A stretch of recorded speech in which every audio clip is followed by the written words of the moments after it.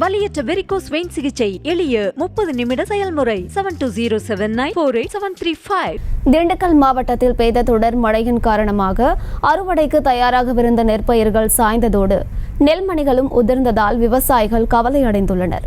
இது குறித்தான மேலும் விவரங்களை கொடுப்பதற்காக செய்தியாளர் பிரேம்குமார் இணைப்பில் இருக்கிறார். பேசலாம். பிரேம்குமார், கனமழையால் விவசாயிகள் எந்த அளவுக்கு பாதிக்கப்பட்டிருக்காங்க, விவரங்கள்? அம்ருத், திண்டுக்கல் மாவட்டம் கல்லுப்பட்டி, ராஜகாப்பட்டி, சந்தப்பட்டி, பண்ணைப்பட்டி, குமாரபாளையம் உள்ளிட்ட கிராமங்களில் அதிக அளவு விவசாயம் மேற்கொள்ளப்பட்டு வருகிறது. குறிப்பாக தற்பொழுது இந்த விவசாய தோட்டங்களில் நெற்பயிர்கள் சாகுபடி செய்யப்பட்டுள்ளன. இந்நிலையில் நெற்பயிர்கள் நன்கு வளர்ந்து இன்னும் சில நாட்களில் அறுவடைக்கு தயாராக உள்ள நிலையில் கடந்த 2 தினங்களாக திண்டுக்கல்லில் பெய்து வரும் தொடர் மழையின் காரணமாக நெற்பயிர்கள் கடும் பாதிப்புக்குள்ளாகின.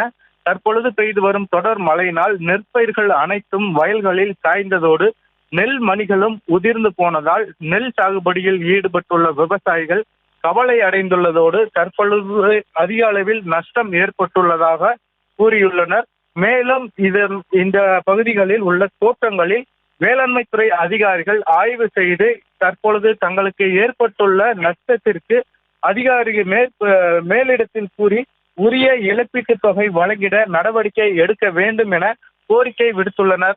அம்ருஷ், விவரங்களை வழங்கியமைக்கு நன்றி பிரேம்குமார். வலியற்ற வெரிகோஸ் வெயின் சிகிச்சை எளிய 30 நிமிட செயல்முறை 7209487335. செய்திகளை உடனுக்குடனும் துல்லியமாகவும் தெரிந்து கொள்ள சப்ஸ்கிரைப் பண்ணுங்க.